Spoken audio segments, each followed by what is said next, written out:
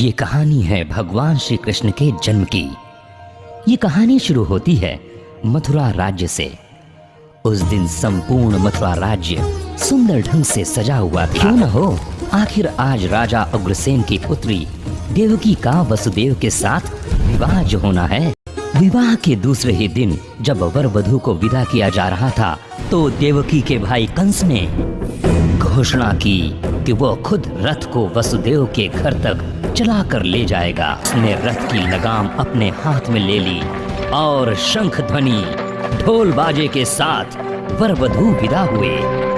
देवकी का चेहरा किसी दुल्हन की तरह ही खुशी से दमक रहा था। वाणी हुई, ए मूर्ख कंस, सावधान हो जा। देवकी का 8वां पुत्र ही तेरी मृत्यु का कारण बनेगा। उसने देवकी और वसुदेव की तरफ क्रोध से देखा और वो दोनों भय से कांपने लगे। हे कंस, तुम ये क्या कर रहे हो? आखिर देवकी तुम्हारी बहन है, तुम इतने क्रूर कैसे हो सकते हो? वासुदेव, तुमने सुना नहीं? अपने प्राणों की रक्षा के लिए मुझे इसकी हत्या करनी ही होगी। हे कंस, तुम एक बड़े राजा हो, एक स्त्री की हत्या का पाप अपने सर मत लो। आखिरकार हम सबको मरना ही है। देवकी निर्दोष है, वो तो तुम्हें मार नहीं सकती ना। नहीं तो कृपा करके देवकी को जीवित रहने दो। मैं ये वचन देता हूँ, वो जब भी किसी बालक को जन्म देगी मैं उसे तुम्हें सौंप दूंगा और फिर तुम उसका जो चाहे वो कर सकते हो। वासुदेव, मुझे तुम पर पूरा विश्वास है। अब तुम दोनों जा सकते हो, पर अपना वचन निभाना मत भूलना। इस तरह खतरे को दूर होता देख वसुदेव ने राहत की सांस ली। मन ही मन उन्होंने ईश्वर से प्रार्थना की और सब कुछ भविष्य के ऊपर छोड़ दिया। फिर वो दिन आ गया जब देवकी ने अपने पहले पुत्र को जन्म दिया।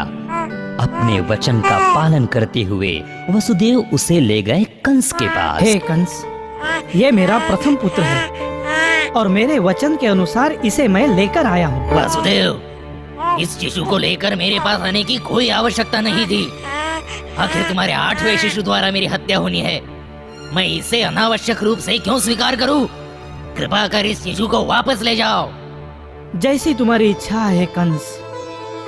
वसुदेव प्रसन्न होकर वापस तो लौट गए, लेकिन उन्हें शंका थी कि कंस का मन कभी भी पलट सकता है।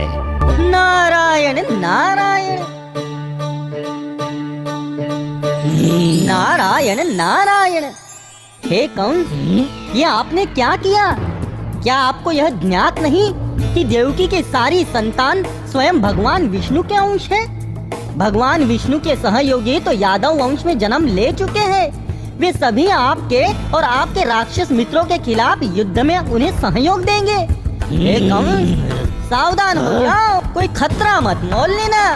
नारायण नारायण नारायण नारायण।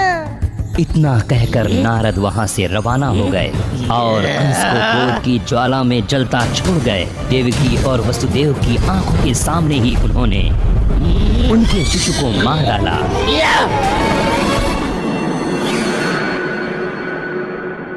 कंस के अत्याचार की तो ये शुरुआत थी। सबसे पहले तो उसने अपने ही पिता उग्रसेन को बंदी बनाकर कारागार में डाल दिया और फिर उसने उनका राज्य भी हड़प लिया।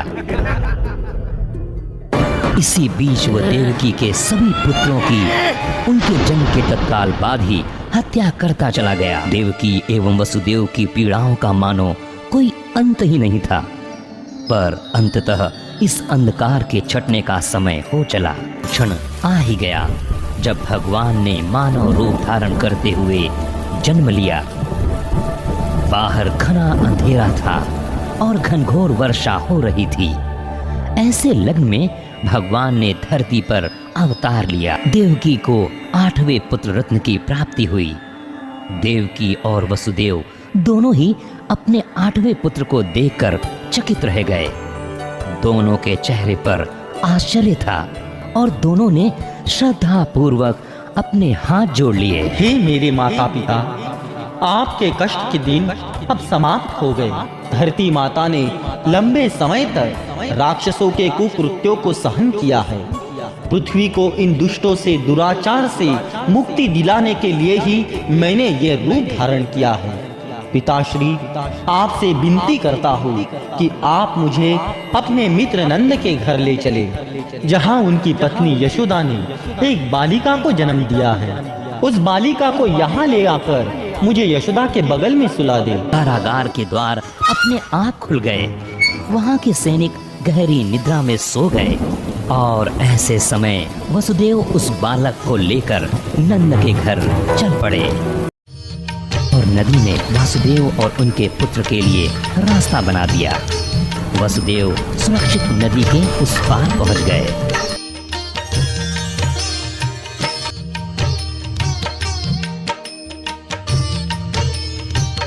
और वो नंद के गांव पहुंच ही गए। अब मैं ये बालक यशोदा को सौंप देता हूँ। याद रहे, इस बारे में किसी को पता न चले।